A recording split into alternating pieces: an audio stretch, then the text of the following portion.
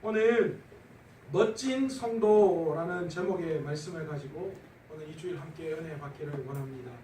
한 주간 잘 사셨어요? 네. 콩내기 때문에 피해 없으셨죠? 얼마나 감사한지 몰라요. 창원도, 마산 창원도 축복받은 하나님의 도시인 것 같아요. 그렇게 난리 나도 우리는 뭐 비 좀 많이 오고 뭐 그랬던 것 뿐이지, 그죠? 괜찮은 거 보면. 물론 또 약간 저지대에 사시는 분들이나 여러 가지 조금은 문제가 있었겠지만 그래도 큰 탈 없이 하나님께서 이렇게 지켜주신 은혜가 있었는데, 오늘 저는 그 생각했어요. 저기 광야천에 어제 아침에 보니까 막 물이, 흙탕물이 콸콸콸 하고 막 흘러가더라고요. 무섭더라고요. 그런데 그 모습을 보면서 그 생각했어요. 광야천 깨끗하게 다 씻겨나가겠구나. 더러운 것들. 태풍이 때로는 피해도 주지만 태풍이 우리에게 얼마나 세상을 정화시키는데 태풍만한 게 없는 것 같아요. 바다에 태풍이 일어나지 않으면 바다가 썩는다고 하잖아요. 근데 오늘 말씀 가운데, 오늘 우리의 심령 가운데도 이 영적인 태풍이 일어나기를 간절히 축원합니다. 네. 그래서 싹 씻겨 내려가고 새로운 마음으로 다시 하나님 앞에 귀하게 나아갈 수 있는 저와 여러분 되시기를 원합니다. 네. 재밌는 이야기 하나 해드릴게요. 오늘 중학교 시험, 미술 시험 시간에 생각하는 사람의 작가는 누구인가? 라는 그런 문제가 나왔습니다. 답이 누구입니까? 누구입니까? 어렵지 않죠? 로댕입니다. 그런데 공부 잘하는 애가요, 딱 나오자마자 이쯤이 하고 로댕 하고 딱 적었습니다. 그런데 그 뒤에 앉아있는 애가 공부를 굉장히 못하는 애였어요. 아무리 생각해도 생각이 나지 않는 거예요. 뭐 생각하는 사람이 어쨌다고, 도대체 답이 뭐지? 그렇게 계속 생각해도 생각이 안 나니까 이 친구가 유혹을 이기지 못하고 결국은 앞 공부 잘하는 친구의 답을 슬쩍 봤습니다. 그런데 이게 웬일입니까? 답이 로댕인데 슬쩍 보니까 잘못 봐서 로댕을 오댕으로 봅니다. 그래서 답을 오댕이라고 자신있게 딱 적은 거예요. 그런데 그 공부 못하는 애 뒤에 앉아있는 애가, 공부 못하는 애가 너무 자신있게 답을 딱 적는 걸 봤어요. 뭐라고 적었나 하고 딱 봤더니만 오뎅이라고 적어놓은 거예요. 그런데 얘가 뒤에 있다가 가만히 생각했어요. 똑같이 오뎅 적으면 분명히 나도 뺏겼다 이렇게 혼날 것 같아서 오뎅이라고 안 쓰고 자기 나름대로 생각해서 덴뿌라라고 적었습니다. 그 뒤에 앉아있는 친구가 답을 간절함이 전부 다 잘 적는 걸 보니까요, 도대체 또 뭘 적었나 싶어서 앞 애를 힐끔 봤더니만 덴뿌라라고 적어놓은 거예요. 속으로 그렇게 생각합니다. 무식한 놈. 표준말을 써야지. 그래서 어묵 이렇게 적었다고 합니다. 그날 시험지 채점만 했는데 선생님한테 이 뒤에 친구들 비 오는 날에 먼지 나도록 혼났다라고 합니다. 여러분, 웃고 넘길 재미있는 이야기지만 사실 웃고 넘길 만한 이야기가 아닙니다. 왜냐하면 우리가 제대로 봐야 할 것을 봐야 하고 제대로 봐야 하는데, 제대로 봐야 할 것을 제대로 보지 못하고 엉뚱한 게 비슷하게 봐버리면 어떤 일이 일어나느냐? 비슷하지 그게 정답이 아니라는 거죠. 그러면 우리의 삶에 영적인 문제가 생겨나기 시작한다라는 것입니다. 세상 사람들에게 어느 때부터인가 그리스도인이라고 이야기하면 어느 순간부터 그리스도인이 점점 부끄러운 대상이 되어져 버리고 있습니다. 예수 믿는 사람들 욕하는 것들 요즘은 아주 쉽게 볼 수 있습니다. 인터넷 글에 예수 믿는 것에 대한 어떤 이야기가 나오거나 예수 믿는 것에 대한 이야기가 등장하면 개의치 않고 그 밑에 댓글 달리는 것이 이 예수 믿는 것에 대한 좋지 않은 반응들, 때로는 욕하는 것들이 달릴 경우가 너무나도 많이 있다라는 것이죠. 그 이유가 어디에 있습니까? 예수 믿는 우리들이 예수 믿는 사람으로 살아가지 못하기 때문입니다. 우리가 예수를 믿는다라고 이야기하는데 예수님을 제대로 보지 못하고 헐끗 보고 잘못 보고 그 예수님을 제대로 내 삶에 적용시키지 못한다는 거죠. 우리 모두는 예수님을 닮아야 합니다. 그런데 예수님을 제대로 못 닮는 거예요. 오늘 로댕을 잘못 보고 오뎅이라고 적은 애와 다를 바가 없는 거죠. 예수 믿는 사람은 더하더라라는 소리를 훨씬 더 많이 들어요. 저 같은 경우에도 마찬가지예요. 예수 믿는 사람 때문에 우리 집 폭삭 망했거든요. 물론 지금 생각하면 그것도 하나님의 은혜였다라고 말할 수밖에 없죠. 함께 신앙생활하던 어떤 집사님이 저희 아버지에게 사기를 치셨어요. 그래서 우리 아버지의 모든 재산이 다 날아가 버렸습니다. 그걸 볼 때 저는 그 당시에 아니 어떻게 예수 믿는 사람이 그럴 수가 있지, 나도 예수를 믿으면서 동일하게 생각했다라는 거죠. 제가 대구에서 사역할 때 어떤 한 집사님이 이 리모델링 업을 하시는 분이 계신데 그분이 그렇게 이야기하셨어요. 자기는 교회 건물 리모델링은 절대 안 한다라는 이야기를 하시더라고요. 아니 집사님 왜 그렇게 생각하세요? 라고 했더니만 교회 리모델링 하면 너무너무 힘들다는 거예요. 목사님 와서 이 말하고 나면 장로님 와서 이 말하고, 장로님 지나가면 안수 집사님 오시고, 안수 집사님 지나가면 권사님 오셔서 입대고, 여기저기에서 입대는 분이 한둘이 아니라는 거예요. 이 장로님 오셔서 이거는 얼마짜리 쓰는데 다른 데는 더 싼 거 더 좋은 거 많다던데 이거 얼마짜리냐 간섭하고, 어떤 집사님은 오셔서 공사를 왜 이런 식으로 하느냐, 장로님들은 뭐 하시냐, 자기에게 막 더 화를 내고 나가시는 분들 계시더라라는 거예요. 그래서 자기는 절대 교회 리모델링 안 한다 그런 이야기를 하시더라고요. 그 모든 이유가 어디에 있습니까? 본이 되어져야 할, 모범이 되어야 할 그리스도인, 예수를 닮아야 할 사람이 예수를 닮지 못하니까, 예수를 슬쩍 보고 슬쩍 믿으니까 도리어 디딤돌이 아니라 걸림돌이 되어버린다라는 것이죠. 봐야 할 예수님을 보지 못하는 거예요. 닮아야 할 예수님의 성품을 담지 못하는 거예요. 도리어 보지 말아야 할 세상을 보고 닮지 말아야 할 세상을 닮아가기 때문에 나타나는 현상이다라는 겁니다.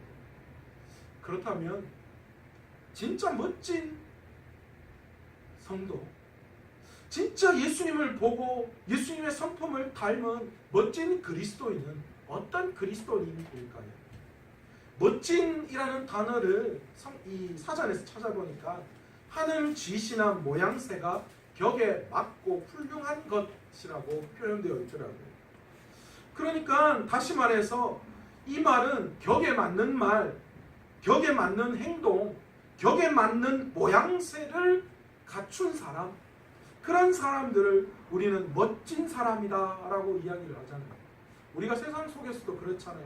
내 남편이 멋지다, 내 아내가 멋지다 라고 이야기할 때 내 아내나 내 남편이나 내가 알고 있는 사람이 뭔가 상황과 처지와 여건에 따라서 참 멋지게 거기에 맞도록, 상황에 맞도록 행동하는 모습을 보고 참 멋진 사람이다 라고 이야기하죠. 우리 그리스도인이 멋지다라고 이야기할 수 있는 것 어떤 것일까요?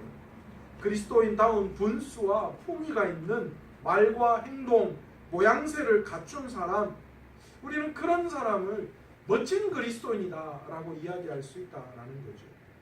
오늘 저는 본문을 통하여서 멋진 그리스도인은 어떤 그리스도인인지 말씀을 통하여 한번 바라보려고 합니다. 오늘 본문은 암몬 자손의 왕 나하스부터 이야기가 시작되어지고 있습니다. 이 암몬 자손의 왕이었던 나하스가 죽고 난 다음에 이 나하스의 아들인 한운이 왕위를 인계받았습니다. 그런데 다윗이 암몬 왕이 죽었다라는 소식을 듣고는요, 난데없이 사절단을 이 암몬에게 보냅니다. 암몬 지역에 보냅니다. 이 나하스의 죽음을 슬퍼한다라는 의미이죠. 그런데 성경은 왜 나하스에게 다윗이 그의 이 신하들을 나하스에게 보내서 그 나하스 왕의 죽음을 위로하려고 했는가 정확하게 나타나고 있지는 않지만, 그러나 다윗이 도망자 시절 때 사울의 눈을 피하여서 사울에게 도망자 시절 때에 그때 아마 이 나하스가 다윗을 많이 도와줬다라고 우리는 예측할 수가 있습니다. 어쨌든 그런 다윗이 은혜를 받았기에 나하스의 죽음을 위로하기 위해서 이 한운에게 이 위로단을 보내었던 것이죠. 이 나하스의 죽음을 애도하기 위해서 다윗은 은혜를 갚는 입장에서 사람들을 보내었는데, 그런데 어떤 일이 일어납니까? 이 암몬 자손인 한운이 신하들의 말을 듣고 이 다윗이 보낸 사절단을 창피를 주고 욕보여서 내어 쫓아버리고 맙니다. 다윗은 정말 은혜를 갚을 줄 아는 사람이었습니다. 다윗이 여러 차례 받은 은혜에 대해서 그가 기억하고 있음을 우리는 성경을 통하여 잘 알고 있습니다. 요나단과의 약속을 지키기 위해서 그 아들 무비보셋을 그가 왕위에 있을 때 늘 끼고 함께 했던 사실을 보면서 이 다윗은 참 은혜를 갚을 줄 아는 사람이구나 라는 것을 볼 수 있습니다. 또 이 솔로몬에게 이 다윗이 유언을 남길 때에 압살롬의 바늘란에서 자신을 도와준 이 바실레에게 은혜를 갚아라 라고 솔로몬이 다윗이 솔로몬에게 유언을 남깁니다. 이런 것을 볼 때에 다윗은 참 은혜를 갚을 줄 아는 결초 보은의 사람이었다라는 것을 우리는 알 수 있습니다. 여러분, 결초 보은이라는 말 어떤 뜻인 줄 아시죠? 죽어서도 은혜를 갚는다라는 뜻입니다. 이 결초 보은이라는 말은요, 사실은 이 중국의 진나라에 위무자라고 하는 사람이 있었는데, 이 위무자라고 하는 사람에게 위과라고 하는 아들이 있었습니다. 그런데 어느 날 이 위무자가요, 자신의 첩이었던 두 번째 아내였던 서모였던 그 여인을 향하여서 자기 아들에게 내가 만약 죽거든 너의 저 서모인 그 사람을 시집을 갈 수 있도록 계가시켜라 라고 이렇게 유언을 이 위과에게 남깁니다. 그렇게 당부하고 이제 죽을 때가 다 되었을 때 갑자기 이 아버지인 위무자가 갑자기 그 유언을 번복해서요, 자기와 함께 이 자기의 이 아내를 같이 묻어달라, 순장해달라, 그렇게 이야기를 합니다. 당시에는 아시잖아요. 자기가 썼던 물건을 함께 죽을 때 넣는 것을 부장이라고 하는데, 그런 부장 제도도 있었고요. 그런데 가장 좋지 않은 제도 중에 순장이라는 거, 함께 살았던 사람들 중에 그 산 사람을 죽은 사람과 같이 매장시키는 그런 일도 있었다라는 거죠. 그것을 우리는 순장이라고 하잖아요. 우리나라 역사 속에서도 순장 제도가 나타나 있습니다. 그런데 여러분, 순장은 누가 당할까요? 힘있고 능력 있는 사람이 다니요? 아닙니다. 같이 자신을 수종들었던 종들이나 시녀들이나 이런 사람들이 순장되어집니다. 이런 순장제도가 여전히 살아있는 그때에 아버지인 위무자가 자신의 서모였던 그 아내를 함께 묻어달라고 그렇게 아들인 위가에게 이야기를 하자, 이 위가는 아버지의 그 마지막 때 그 말은 정신이 혼미해서 한 말이기 때문에 더 이상 듣지 않는 것이 좋다, 옛날에 이야기했던 그 이야기를 듣는 것이 맞다라고 생각해서 아버지가 돌아가시고 난 다음에 그 아버지의 어머니였던 서모를 다시 계가를 시켜줍니다. 시간이 많이 흘렀습니다. 어느 날 이 위가가 전쟁에 나아가서 전투를 하고 있는데 싸움은 끝날 줄 모르고 백중지세를 이렇게 서로 팽팽하게 일진일퇴를 거듭하고 있는 상황이었습니다.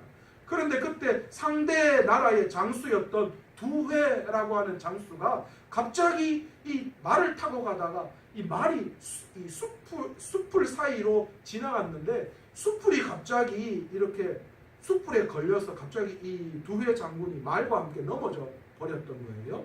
그래서 이 위가라고 하는 이 아들이 그 장수를 잡아다가 죽이고 맙니다. 그래서 전쟁에서 승리하게 되죠. 그날 밤 이 위가에게 꿈에 어떤 한 노인이 찾아와서 이야기를 합니다. 그런데 그 노인이 뭐라고 이야기하느냐, 위가에게 나는 사실은 당신이 계가시킨 서모의 아버지다. 그런데 당신이 이 아버지의 이야기를 듣지 않고 자신의 딸을 살려줘서 시집 보내준 것을 죽어서라도 너무 감사했기에 이렇게 자기가 그 장군을 풀에 걸려서 넘어지게 했다. 그렇게 이야기를 합니다. 거기에서 나온 이야기가 뭐냐? 결초보응입니다. 죽어서도 은혜를 갚는다라는 이야기입니다. 여러분, 저는요, 멋진 그리스도인은 은혜를 아는 그리스도인입니다. 그리고 은혜를 갚을 수 있는 그리스도인이 진짜 멋진 그리스도인이다라고 그렇게 생각합니다.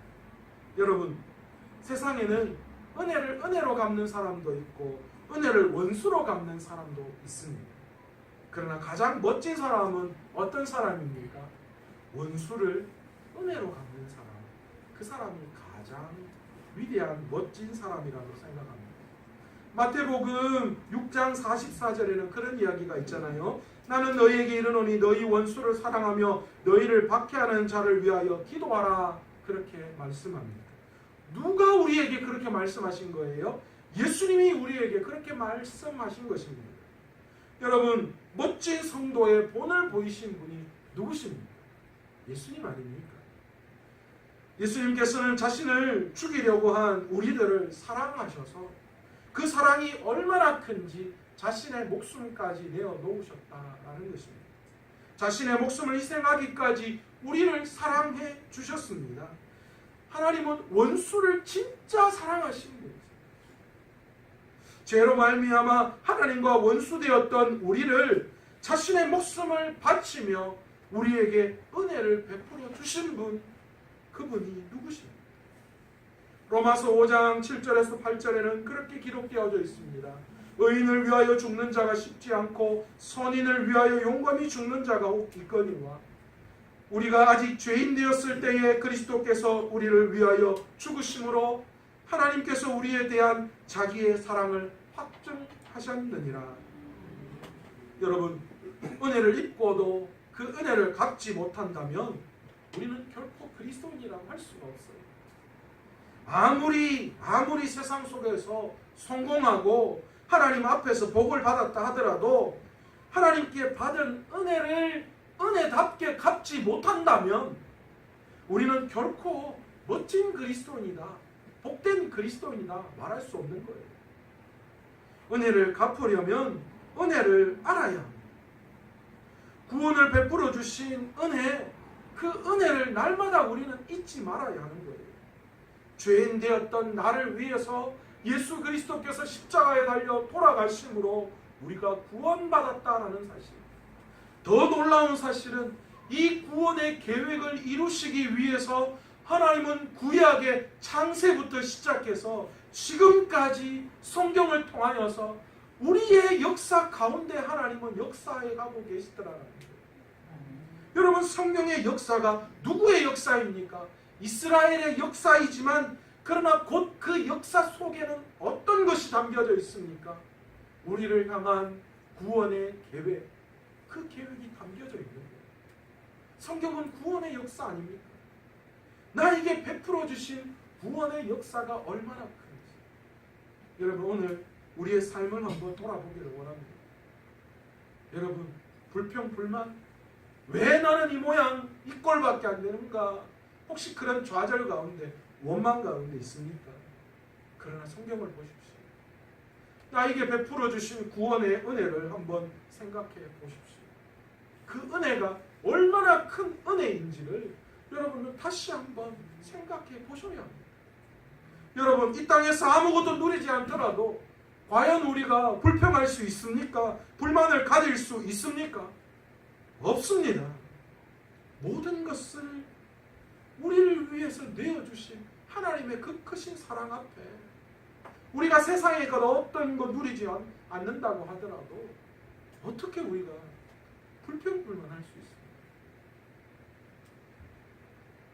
여러분, 어떤 것이 은혜를 갚는 것입니까?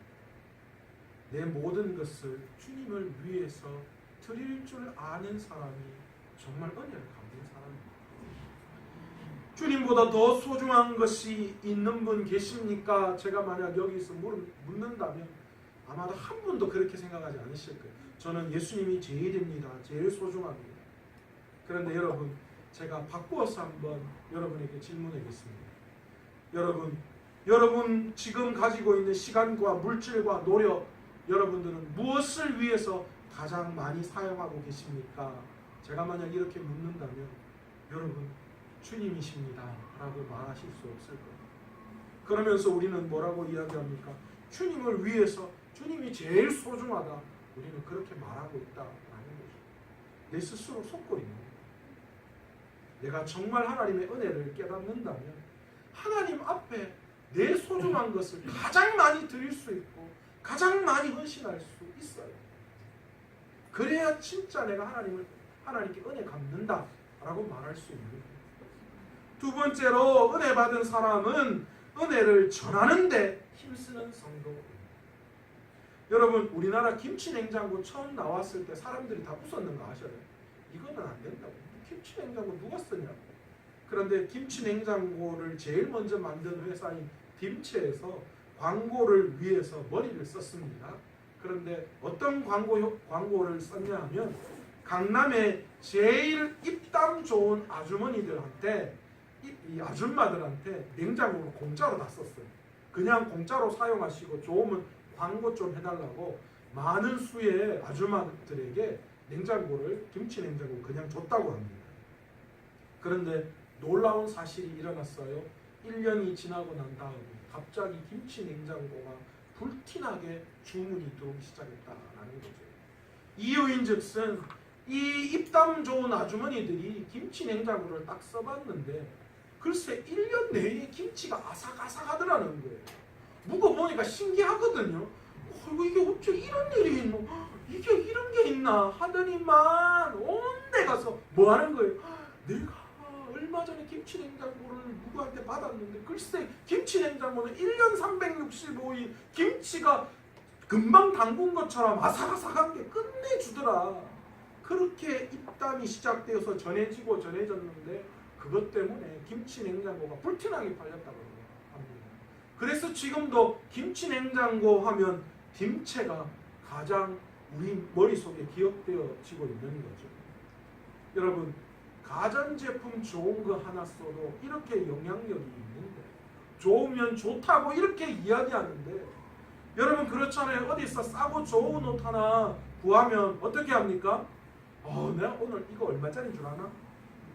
얼마 전에 우리 방 집사님 백 하나 들고 오셨는데 좋게 보이죠? 얼마입니다. 그렇게 싸냐고.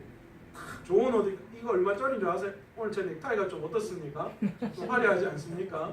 너무 넥타이를 보지 마시고 위를 좀 봐주세요. 그렇게 좋으면 좋다고 말하는 거예요.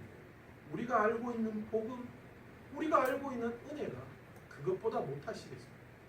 내가 들고 다니는 백 하나보다, 내가 입고 있는 옷보다, 내가 사용하고 있는 그 어떤 것보다 내가 받은 은혜가 그것보다 못한 것입니다. 은혜를 갚는 사람은, 은혜를 받은 사람은 진정으로 그 은혜를 전할 수 있어야지 멋진 그리스도인이다 라는 이야기할 수 있다라는 겁니다. 또한 은혜 받은 자들은 복음의 빚진 자의 마음으로 살아가야 합니다. 여러분 빚져 보셨어요?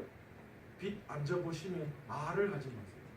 저도 왕년에 카드 좀 돌려봤거든요. 야, 이게 장난이 아니에요. 카드 돌리면요, 연말이 되면 사람이 미쳐요, 미쳐. 이걸 어떻게 바꿀까? 그 생각으로 죽고 싶은 심정이 진짜 절로 생기기 마련입니다. 그런데 그렇게 한번 빚져본 사람은 어떻게 하든가 그 빚에서 벗어나려고 하죠. 제가 그거 다 청산하는 날 진짜 얼마나 울었는지 몰라요. 하나님, 나 이거 못 갚을 줄 알았는데 다 갚았다. 얼마나 감사했는지. 여러분 복음의 빚진 자들이잖아요. 우리 모두가.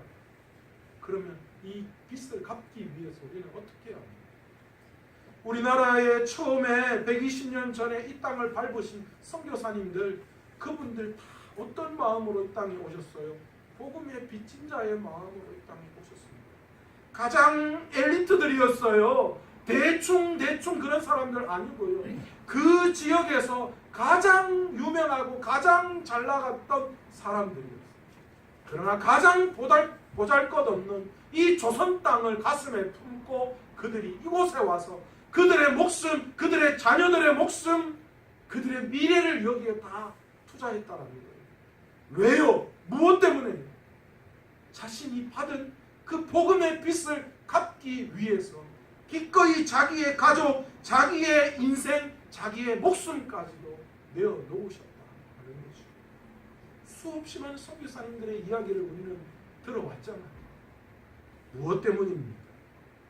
복음의 빚진 자의 마음으로 와서 그 빚을 갚아야 되겠다라고 하신 거예요. 여러분 얼마나 멋지지 않습니까? 양화진 선교사님의 무덤에 쓸 때마다 여러분 그들의 무덤이 초라하고 녹슬어 있지만 이끼가 껴있고 볼품없이 보이지만 그러나 그곳에 설 때마다 그분의 인생을 생각할 때 우리는 얼마나 멋진 인생을 살았다라고 느낄 수 있는 거예요. 제가 중국에 가서 이 중국 선교의 아버지였던 선교사님들의 묘를 한번 찾아가 봤습니다. 그런데 그곳에 가니까요 정말 보잘것없는 요만한 이 비석 2개가 그냥 그 묘 위에 세워져 있더라고요. 그 모습을 보면서 너무너무 멋진 인생을 사셨다라는 것을 알 수 있었습니다. 너무 부러웠습니다. 야, 이렇게 주님을 위해서 이 머나먼 땅에 와서 정말 중국 내륙 선교의 아버지로 기억되어질 수 있다. 그러면서 제 인생을 한번 돌아보았습니다. 나는 무엇을 위해서 살아가고 있는가? 나는 과연 이 복음의 빚을 갚고 살아가고 있는가?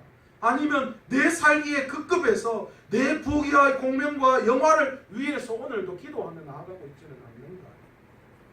예수님 닮지 않은 성도, 아무리 성공하고 돈 많이 벌고 해도 그 사람을 우리는 멋진 성도라고 이야기하지 않습니다. 그러나 보잘것없고 여전히 세상 가운데 힘들고 어려운 삶을 살지라도 복음의 빚진 자의 마음으로 복음을 위해서 살아가는, 복음을 위해서 자신의 목숨을 내어놓을 수 있는 그런 인생이야말로 우리는 멋진 성도다라고 말할 수 있는 것입니다. 또한 받은 은혜를 갚는다는 것은 화평케 하는 사람을 의미합니다. 받은 은혜를 갚는 성도는 화평케 하는 성도입니다. 여러분, 다툼과 싸움은 결코 하나님이 원하시는 것이 아닙니다.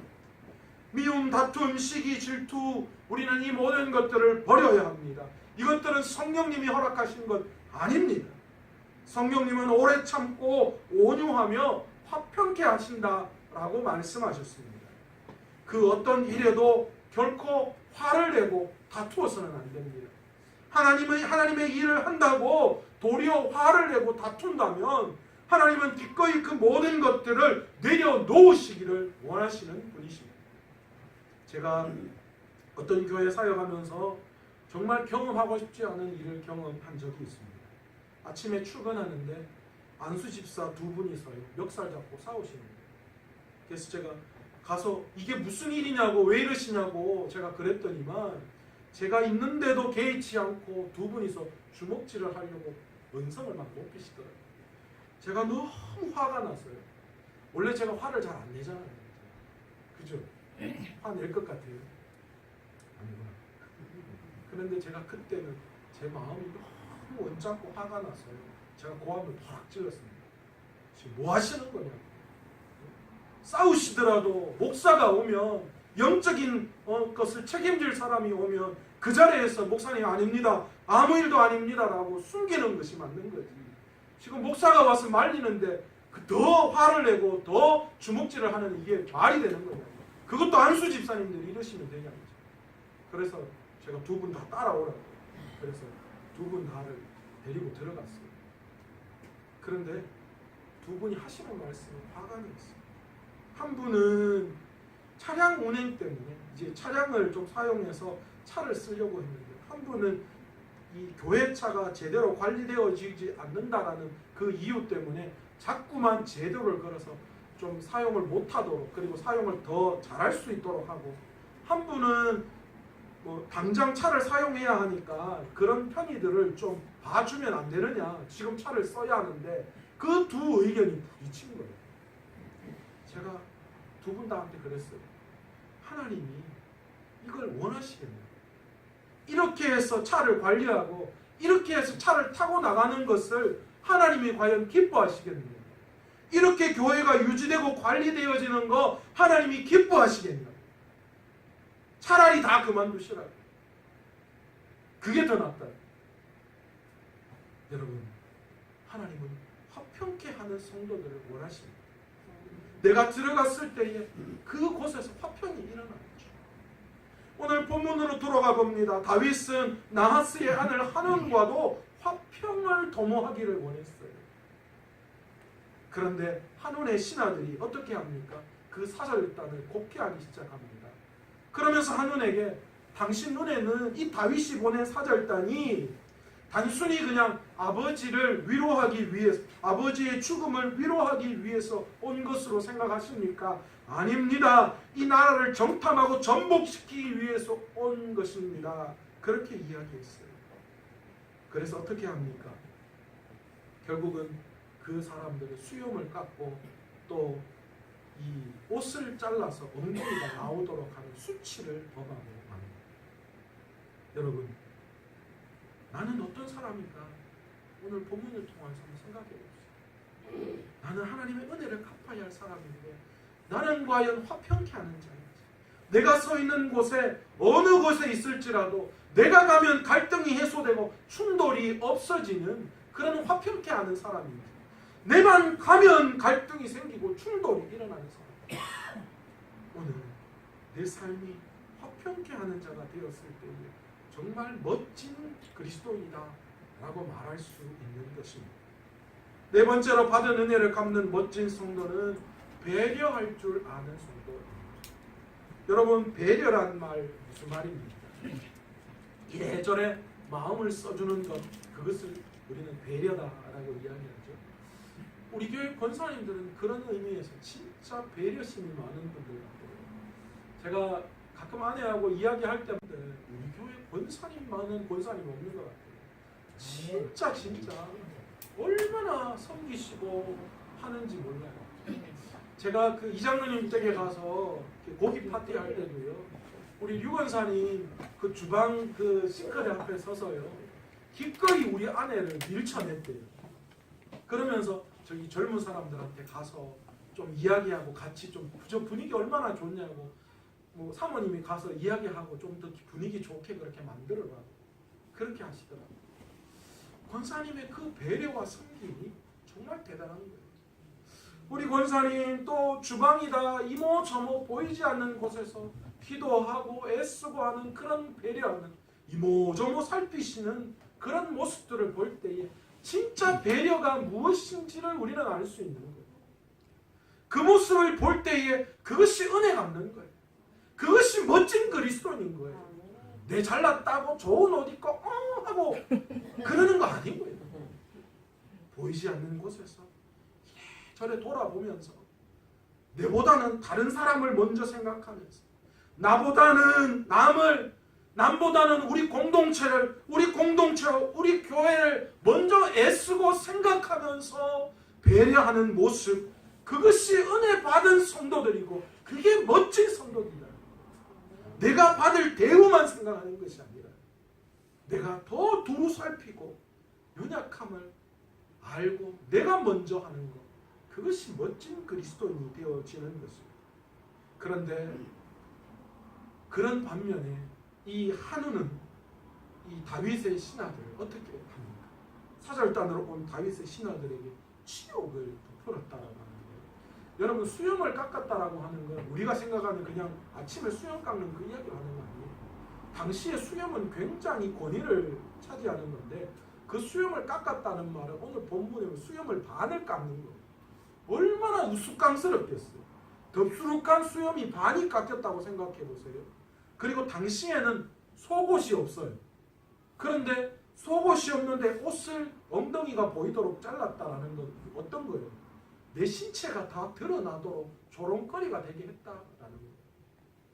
그렇게 모욕했는데, 그런데 다윗은 어떻습니까? 그렇게 모욕당해서 어쩔 줄 몰라 하는 그들을 향하여 뭐라고 합니까? 너희가 여리고 성에 머물러서 수염이 자라도록 배려하고 그들을 기다려 줍니다. 그들이 더 이상 수치를 당하지 않도록, 그들이 부끄러워 어찌할 줄 모를 때에 그들의 입장에 서서 그들을 편을 되어주는 거예요. 그 부끄러움이 없어지도록 하는 거예요. 여러분, 이게 배려 아닙니까? 내가 아무리 옳은 생각을 해도 배려가 없으면 멋지지 않는 거예요. 내가 아무리 옳다고 강조해도, 내가 아무리 옳아도 우리 공동체를 위해서 배려할 줄 알아야 해요. 여러분, 교회 좋은 자리는 누가 앉아야 합니까? 교회 가면 자기 자리 다 있는 거 아시죠? 지금도 보면 매주 거의 똑같이 앉아 계셔요. 이 자기 자리예요.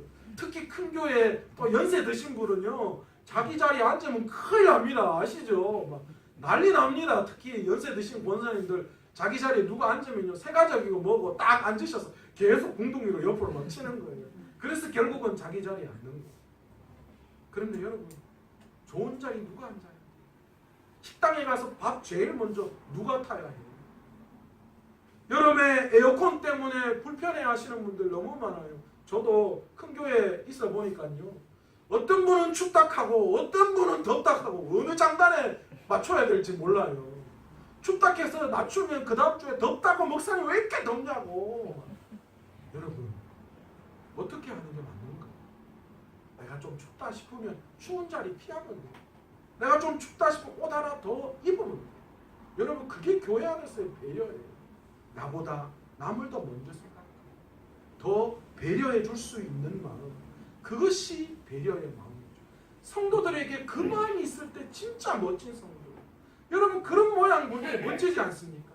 기꺼이 자리가 없을 때 내 자리 벌떡 일어나서 여기 앉으세요 하고 자기는 부족하고 힘든 자리에 뒤에 앉아서 쪼그라서 예배 드릴 때에 그런 모습을 물끄러미 쳐다볼 때에 정말 멋지다, 그런 마음 나오지 않으세요? 교회를 향해서, 다른 성도들을 향해서 불만 가지는 것이 아니라 내가 배려하는 성도가 진짜 멋진 성도인 줄로 믿습니다. 주님은 우리 때문에 목숨을 내어놓으셨어요. 그런데 우리는 어떻습니까? 우리는 전혀 손해보려고 하지 않아요. 잘 되면 다 내 탓이라고 생각하고, 안 되면 다 조상 탓이라고 이야기하는 것처럼, 잘하면 다 뭐요? 내가 믿음 좋아서 그런 거고, 안 되면 하나님 탓이고 네 때문에 그렇다라고 이야기하는 게 우리가 되어서는 안 되는 줄로 믿습니다. 잘 되면 다 누구 탓이요? 여러분 탓이고 하나님 탓으로 돌리고, 안 되면 내가 부족하고 내가 연약해서 그렇다라고 돌릴 수 있는 마음이 우리에게 있어야 합니다. 여러분, 교회 성도들이 경제 원리로, 사회 통념적인 원리로 교회와 성도들을 바라보아서는 결코 안 됩니다. 성경적인 원리로 교회를, 세상을, 성도를 바라볼 수 있어야 합니다. 성경적인 원리가 우리의 삶에, 그리스도인의 삶에 먼저 기준이 되어야 한다라는 거죠. 투자한 만큼, 내가 노력한 만큼 무엇인가 결과를 보려고 하는 것은 세상 원리예요. 물론 교회의 효율성을 위해서 경제적인 원리가 도입되어지는 것 맞습니다. 그러나 그것은 교회 안에서 효율성의 문제지, 교회가 그렇게 경제적인 원리로, 기업적 원리로 되어져 가서는 안 되는 것입니다. 주님의 제자가 되기 위해서는 기꺼이 내가 손해볼 줄 알아야 해요. 내가 손해보고 다른 것들을 포기할 수 있어야 멋진 그리스도인이 되는 거예요. 기꺼이 보여지는 이익이 있고 보여지는 무엇인가가 있더라도 그래도 그것을 하나님을 위해서 버릴 수 있는 용기가 있어야 그것이 진짜 그리스도인이라고 우리는 말할 수 있다는 것입니다. 말씀을 맺도록 하겠습니다. 세상 속에서 멋진 그리스도인으로 살아가지 못하는 것 무엇 때문입니까? 받은 은혜를 알고 그 은혜를 빚진 자의 마음으로 갚을 수 있는 저와 여러분 되시기를 원합니다. 내가 복음의 빚진 자다라는 마음을 우리는 결코 잊어서는 안 되는 겁니다. 그렇게 될 때에 구원의 은혜, 나에게 베풀어 주신 그 구원의 은혜가 위대하게 나에게 다가오는 거예요. 또한 받은 은혜를 알고 그 어느 곳에 있을지라도 화평을 줄 수 있는 저와 여러분 되시기를 원합니다. 받은 은혜를 알고 날마다 십자가 앞에서 배려하고 진짜 그리스도를 위해서 손해볼 수 있는, 힘들고 불편하고 어려운 것은 내가 먼저 할 수 있는 그런 진짜 멋진 그리스도인 되시기를 간절히 축원합니다. 네. 그것이 진짜 멋진 그리스도인. 그것이 진짜 오늘 하나님이 찾으시는 그리스도인이라는 것이지. 오늘도 우리 교회가 바로 그런 그리스도인이 많은 교회. 그냥 성도만 많은 것 아니고 사람만 채워지는 거 아니고요. 진짜 하나님이 쓰시는 그리스도인, 진짜 하나님이 멋지게 여기시는 그린 그리스도인으로 채워갈 수 있는 그런 교회, 그런 저와 여러분 되시기를 간절히 축원합니다. 네. 오늘 이 시간 말씀을 생각하시면서 한번 기도하시기를 원합니다. 하나님, 제가 어떤 그리스도인이었습니까? 그런데 오늘 말씀을 통하여 멋진 그리스도인 되기를 원합니다. 기꺼이 하나님 앞에 귀하게 멋진 그리스도인으로 쓰임받는, 사용되어지는 그런 저희를 되게 하시고 그런 교회 되게 하시고 그런 성도들이 교회 안에 계속해서 나올 수 있도록 해달라고 주여 한번 간절히 부르짖으며 기도합니다. 주여 하나님 아버지 감사합니다.